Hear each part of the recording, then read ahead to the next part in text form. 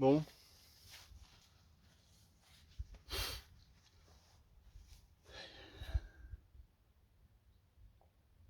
machallah comme on dit chez nous, hein. Donc le bilan il est positif.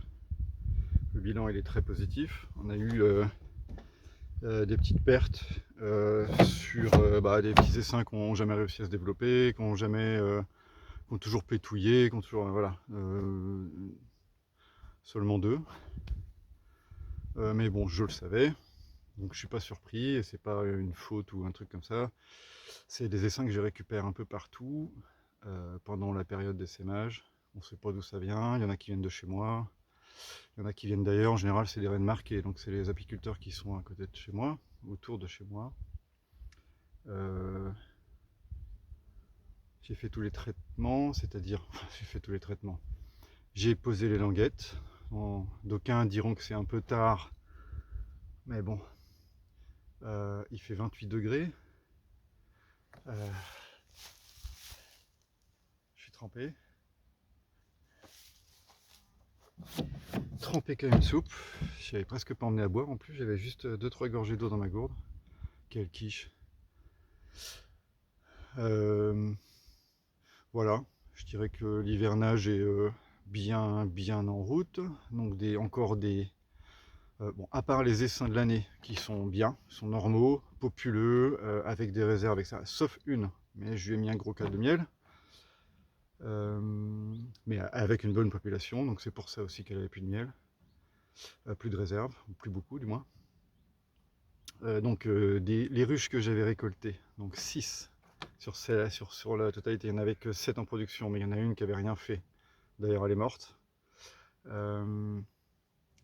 6 en production, les 6 là, elles sont blindées, on peut même pas y toucher, c'est n'importe quoi.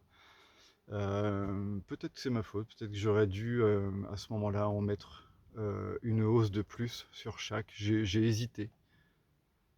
J'ai hésité, parce que quand je le fais, ici c'est estonien, et quand je le fais, ça marche pas, ils font rien sur la deuxième ou la troisième, ça dépend ce qu'il y en a qui avaient de hausse là. Voilà, bon, je suis quand même bien content. Du coup on va se retrouver à hiverner à peu près de la même façon que l'année dernière, et l'année dernière, zéro perte. Donc j'aimerais bien qu'il en soit de même cette année.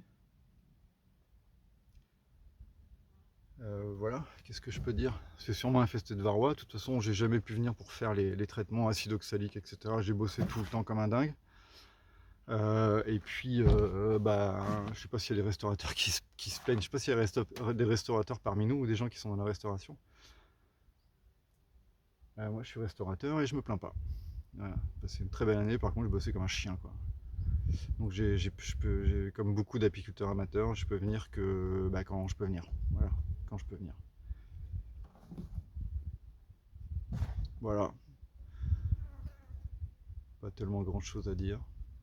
On peut considérer ça comme un clap de fin.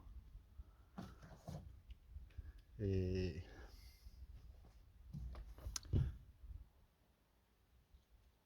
bonne fin de saison à tous. J'entends du bruit à côté, il doit y avoir un bout de chevreuil ou je sais pas quoi. Bonne fin de saison à tous. J'espère que vous ne souffrez pas trop des frelons. Parce qu'en plus du varroa, de la faim qui menace nos abeilles l'hiver, juste avant ça, il y a ces putains de frelons. Et de plus en plus tard, chez nous, jusqu'à décembre, fin décembre, on en voit. Fin décembre maintenant, même au mois de janvier, on en voit. Ce matin, je regardais les ruches chez mon beau-père, donc ce matin, il faisait pas trop froid, il faisait 9 degrés avec beaucoup d'humidité, beaucoup de rosée. Et ben, les frelons, ils volaient devant les ruches avant même que les abeilles soient sorties. Il n'y avait pas de soleil, il y avait pas, tu vois, il était 8 h ce matin, j'emmenais ma fille à l'école. C'est quand même un sacré putain de fléau. Ici, il n'y en avait pas là, et là, j'en vois quelques-uns. Donc, ils doivent être loin, mais ils sont là quand même. Bonne fin de saison à tous, à bientôt, ciao.